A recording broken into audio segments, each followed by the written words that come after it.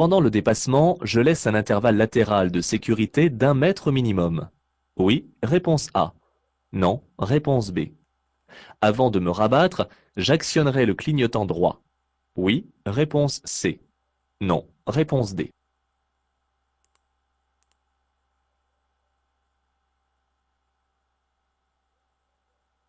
L'interdiction de dépasser me concerne, quelle que soit la vitesse à laquelle je circule. Oui, réponse A. Non, réponse B.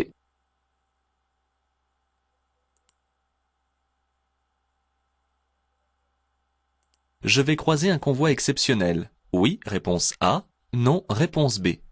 J'imite l'usager qui avance devant moi. Oui, réponse C. Non, réponse D.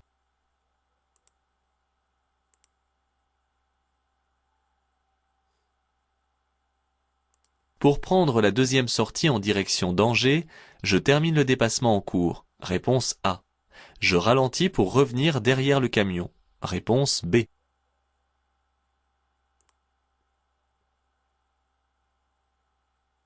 J'ai le temps de dépasser ce camion. Oui, réponse A. Non, réponse B.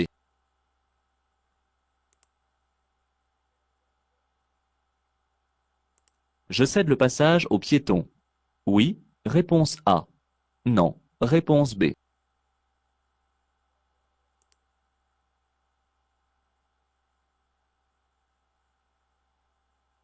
Les deux voies permettent de continuer tout droit. Je reste dans ma voie, réponse A. Je me place dans la voie de droite, réponse B.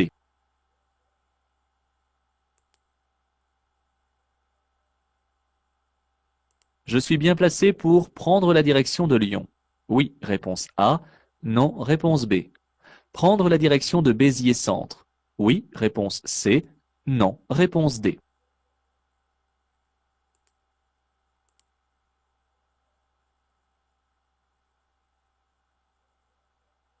Je pourrais m'insérer sur cet axe à 70 km/h. Réponse A. À 110 km/h. Réponse B. À 130 km/h. Réponse C.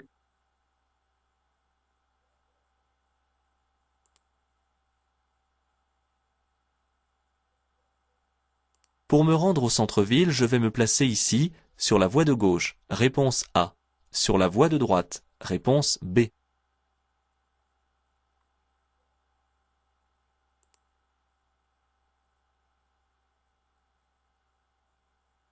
Pour me diriger vers cette aire de repos, je m'engage sur la voie à 130 km/h. Réponse A. À 90 km/h. Réponse B.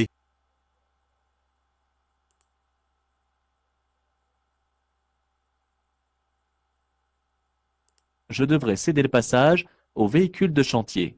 Oui, réponse A. Non, réponse B. Aux usagers venant de gauche. Oui, réponse C. Non, réponse D.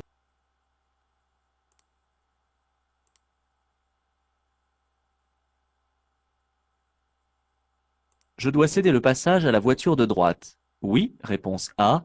Non, réponse B. Je peux ralentir pour lui faciliter son insertion. Oui, réponse C. Non, réponse D.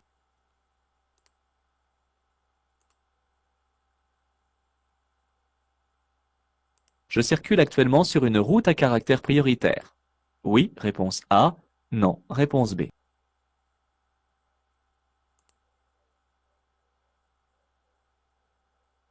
Cet usager circule un peu moins vite que moi. Je sors derrière lui. Réponse A.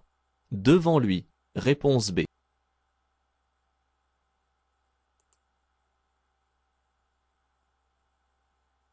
Le double sens de circulation commence à 50 mètres. Oui, réponse A. Non, réponse B.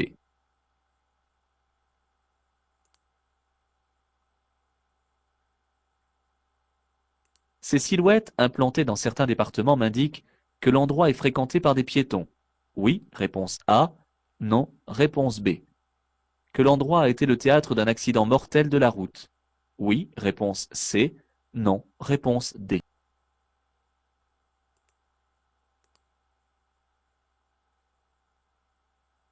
Je suis concerné par ce panneau de signalisation. Oui, réponse A. Non, réponse B.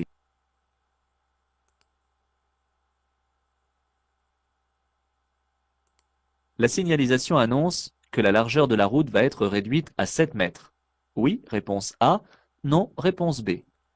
Que la circulation est interdite au transport de marchandises. Oui, réponse C. Non, réponse D.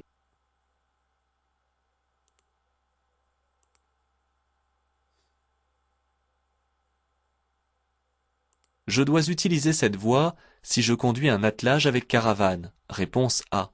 Si mon véhicule est une autocaravane. Réponse B. Si je n'atteins pas la vitesse de 60 km/h. Réponse C. Après avoir dépassé un poids lourd. Réponse D.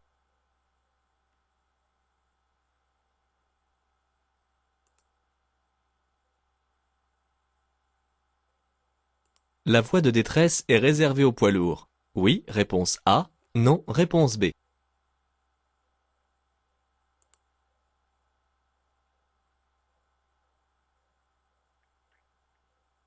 Pour stationner, je peux me placer derrière la voiture blanche. Oui, réponse A. Non, réponse B. J'enclenche une vitesse. Oui, réponse C. Non, réponse D.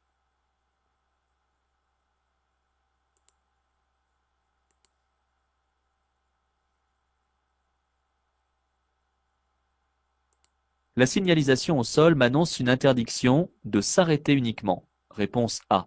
De stationner uniquement. Réponse B. De s'arrêter et de stationner. Réponse C.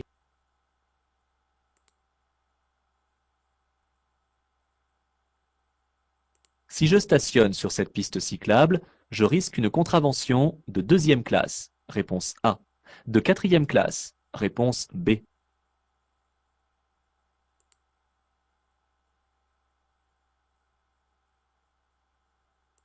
Ce panneau prend fin à la prochaine intersection. Oui, réponse A. Non, réponse B. Un panneau de fin de stationnement interdit. Oui, réponse C. Non, réponse D.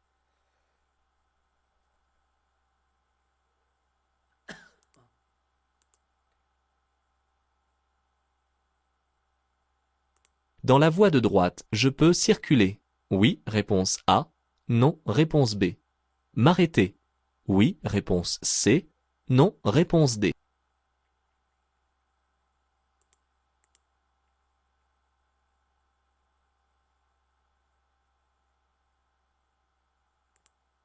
La profondeur des rainures d'un pneu ne doit pas être inférieure à 1,6 mm. Réponse A. À 5 mm. Réponse B.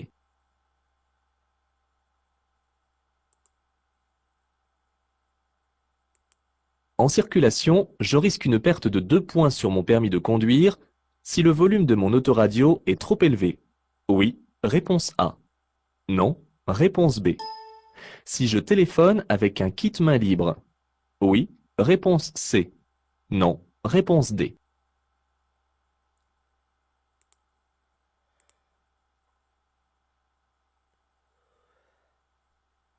Je peux rouler sans feu. Réponse A.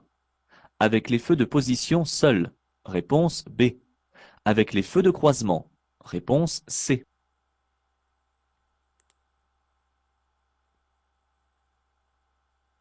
Le stationnement irrégulier sur une place pour handicapés peut entraîner une amende de 4e classe. Réponse A. Une mise en fourrière du véhicule. Réponse B. Un retrait de 2 points sur le permis de conduire. Réponse C.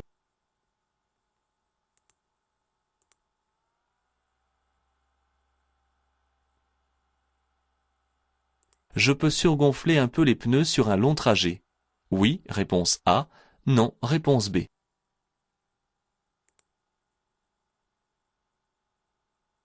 En période hivernale, les feux de croisement sont obligatoires de jour. Oui, réponse A. Non, réponse B.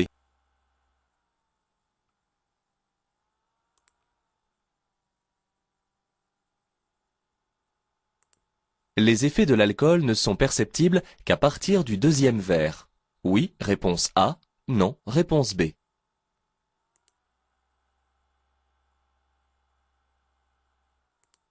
Le covoiturage est un système permettant de partager un même véhicule entre plusieurs personnes pour une même journée.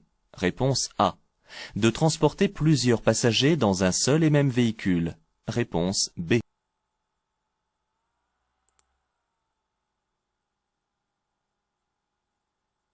Si je circule ici 50 km/h au-dessus de la limitation de vitesse, je risque 1 point en moins. Réponse A.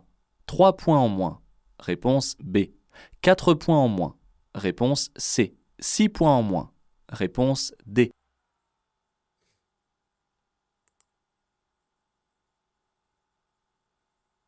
Je souhaite dépasser cette autocaravane. Je suis à bonne distance. Oui, réponse A. Non, réponse B. Je peux m'approcher plus pour mieux manœuvrer ensuite. Oui, réponse C. Non, réponse D.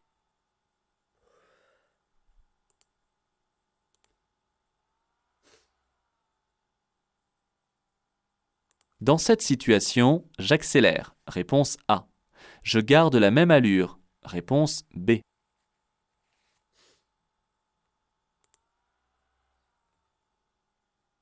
Je tourne à gauche à l'intersection. Je céderai le passage aux usagers venant en face. Oui, réponse A. Non, réponse B.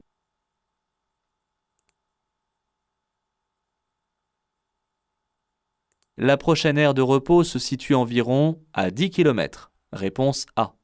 À 30 km. Réponse B. À 100 km. Réponse C.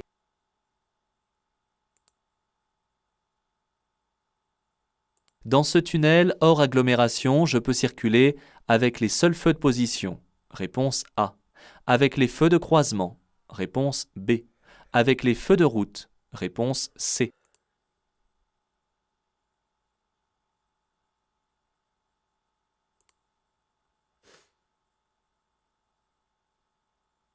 Pendant le dépassement de ce cycliste, je dois laisser un intervalle latéral de sécurité d'1,50 m au minimum, puisque je circule hors agglomération. En règle générale, lorsque je circule sur une chaussée à double sens de circulation, je ne suis pas toujours obligé d'actionner le clignotant droit après un dépassement. Cependant, je prends l'habitude de le faire systématiquement afin d'informer les autres de mes intentions et de ne pas l'oublier le jour où il faudra vraiment l'utiliser. Ces deux panneaux de prescription sont indépendants. Ils doivent donc être lus séparément. Le premier interdit le dépassement et le second limite la vitesse à 45 km/h pour toutes les catégories de véhicules.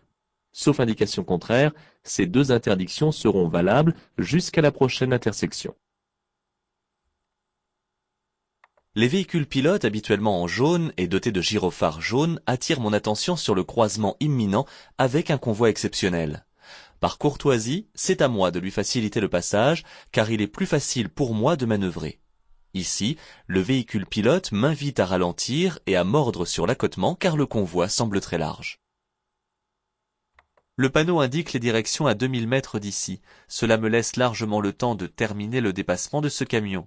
Je n'accélère pas plus et je reviendrai tranquillement à droite.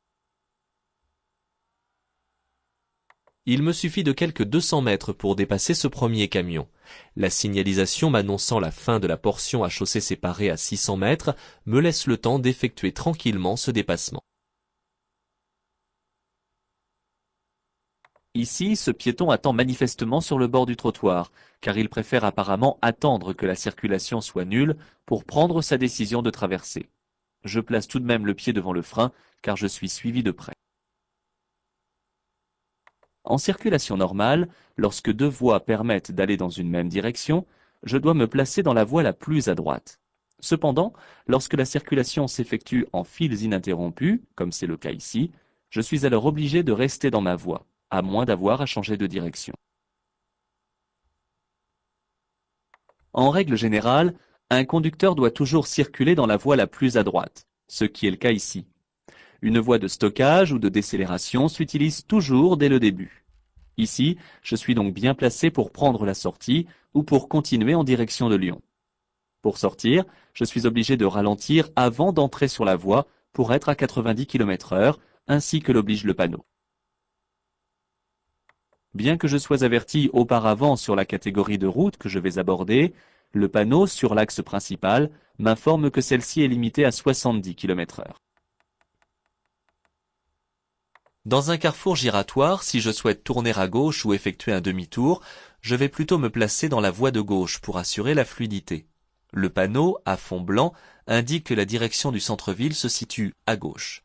Je vais donc serrer à gauche dans le carrefour. Cela m'oblige à choisir dès maintenant la bonne voie en me plaçant dans celle de gauche.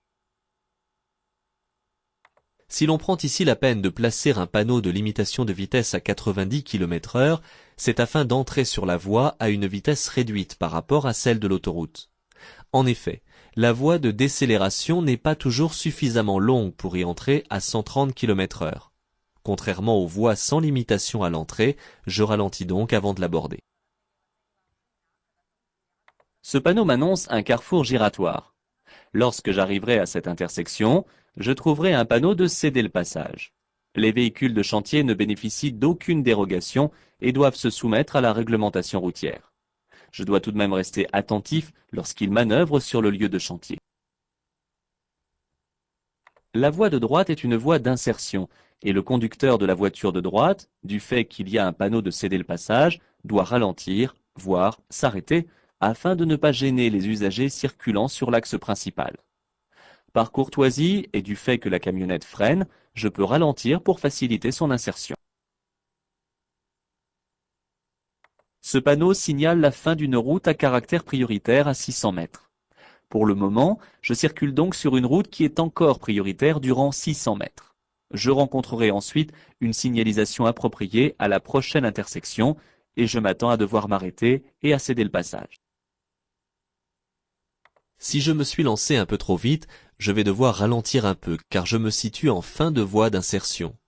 En sortant devant cet usager, je n'aurai pas la distance suffisante de sécurité. Or, je dois laisser au moins 2 secondes, soit au moins 50 mètres. Je reste sage et j'ajuste ma vitesse pour sortir derrière lui. En règle générale, les panneaux triangulaires sont placés à 50 mètres du danger qu'ils annoncent quand ils sont implantés en agglomération et à 150 mètres hors agglomération. Il existe cependant une exception. En effet, le panneau annonçant un double sens de circulation est placé immédiatement à l'endroit du danger. Le double sens de circulation commence donc à l'entrée de cette rue à partir du panneau. Dans certains départements, ces silhouettes sont implantées à titre préventif et informatif. En effet, cette signalisation m'indique qu'à cet endroit précis, un accident mortel a eu lieu récemment. Cet endroit n'est pourtant pas particulièrement plus dangereux qu'un autre, et c'est ce que signifie leur présence. Le panneau qui est implanté ici représente un poids lourd en descente suivi d'une voiture. Ce panneau s'adresse en priorité aux conducteurs des véhicules légers qui risquent d'arriver trop vite sur les poids lourds qui sont obligés de rouler très lentement dans les descentes tout en utilisant leur ralentisseur.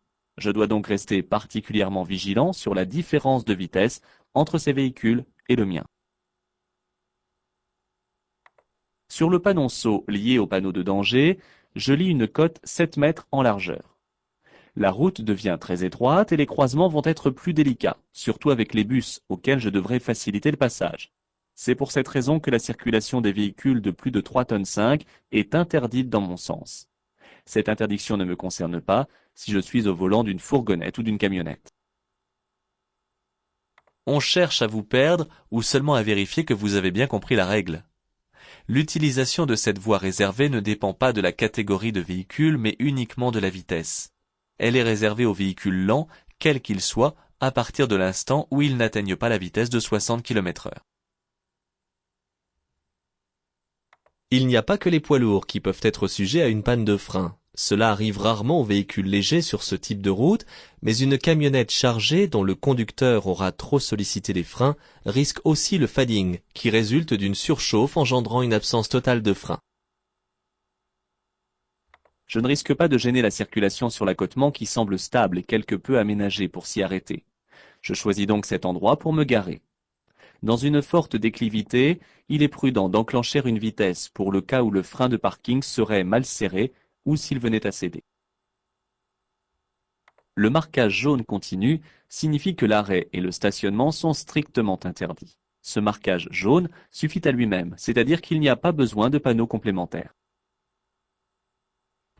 L'arrêt et le stationnement sur une voie ou un emplacement réservé à une autre catégorie de véhicules sont punis par une contravention de 4e classe. C'est beaucoup plus cher payé que pour un stationnement gênant qui est taxé d'une amende de 2e classe seulement.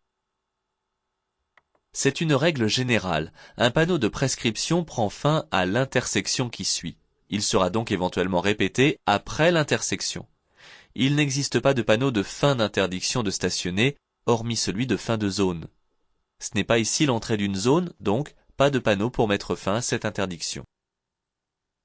Cette voie à droite est réservée certainement aux bus. Cela se remarque par la largeur des traits qui en général mesure 2 fois celle de la ligne médiane. La circulation des autres usagers y est interdite, ainsi que l'arrêt et le stationnement. L'amende est très élevée. 1,6 mm est la cote d'usure limite pour un pneu. Lorsque les sculptures ne laissent plus que cette profondeur dans le creux, il faut changer le pneu. La cote de 5 mm correspond à la différence d'usure maximale entre deux pneus du même essieu. Je risque une perte de 2 points sur mon permis de conduire si j'utilise mon téléphone portable alors que je conduis. Si j'utilise un kit main libre, je risque tout de même une amende. En effet, je ne peux pas me tenir prêt à utiliser toutes les commandes du véhicule. Attention, en cas d'accident corporel ou mortel, ma responsabilité sera engagée si j'utilisais un kit main libre. Des recherches seront effectuées auprès de mon opérateur téléphonique. Je peux aussi éventuellement être sanctionné quand je circule avec la radio à plein volume pour tapage diurne ou nocturne. La visibilité est réduite, aussi il est interdit de circuler sans feu. Du fait que je circule hors agglomération, j'actionne directement les feux de croisement qui me permettront d'être mieux vu des autres usagers. Les feux de position seuls ne peuvent être allumés que la nuit, en agglomération bien éclairée. Si tu prends ma place, prends aussi mon handicap. Le stationnement irrégulier sur un emplacement réservé aux handicapés peut entraîner une amende de 4e classe et une mise en fourrière du véhicule. Tous les manufacturiers recommandent d'augmenter les pressions de pneumatiques lors d'un long trajet ou lorsque le véhicule est chargé. Les préconisations sont spécifiées sur l'étiquette traditionnellement collée à l'intérieur de la porte avant et sur le livret d'utilisation du véhicule. De jour et quelle que soit l'époque de l'année, les feux de croisement ne sont pas obligatoires, mais il peut être utile de les allumer, surtout en période hivernale, lorsque les conditions de visibilité et d'éclairement ne sont pas bons. C'est même souvent nécessaire. Dès le premier verre, les effets de l'alcool peuvent être lourds de conséquences. La perception visuelle peut être altérée et la capacité de réaction diminuée. Même avec un taux d'alcoolémie ne dépassant pas 0,10 à 0,15 mg par litre d'air expiré, il est dangereux de conduire. En optimisant le nombre de passagers à l'intérieur d'un véhicule, on lutte plus efficacement contre la pollution. Il est en effet plus logique de remplir au maximum les véhicules en déplacement plutôt que d'augmenter les véhicules par une utilisation individuelle. Si je dépasse de 50 km/h la limitation de vitesse, je suis en grand excès de vitesse et je risque gros. 6 points me sont retirés. Le permis peut être suspendu durant 3 ans, sans aucune possibilité d'aménagement pour le travail, ni de pouvoir conduire un cyclomoteur ou une voiturette. Un stage de sécurité routière est alors obligatoire et le véhicule peut être confisqué. Pour suivre un usager, je dois laisser 2 secondes d'intervalle de sécurité. Je suis ici beaucoup trop près, même si j'envisage de dépasser bientôt ce véhicule. Il ne faut jamais accélérer avant d'aborder un feu qui est vert. C'est bien souvent le moyen le plus sûr pour passer au jaune et risquer 4 points. Je conserve donc ma vitesse, pied devant le frein jusqu'au feu, puis je reprends normalement. Je surveille cependant le comportement de l'usager au loin qui s'insère. Pour tourner à gauche, je coupe la trajectoire aux véhicules arrivant en face, je dois donc leur céder le passage. Je tournerai à gauche après que ces 2 véhicules soient passés. Afin de ne pas trop espacer les pauses et offrir aux utilisateurs de l'autoroute des aires de tranquillité sans trop agglutiner les usagers, on peut choisir de s'arrêter tous les 30 km environ, soit un arrêt possible toutes les 10 minutes. Dans ce tunnel, hors agglomération, je dois circuler exclusivement avec les feux de croisement. L'utilisation des feux de position seuls n'est pas suffisante car ils ne permettent pas d'être vus correctement. Je ne peux pas non plus allumer les feux de route car leur utilisation est strictement interdite lorsque je circule dans un endroit éclairé et lorsque je suis un usager.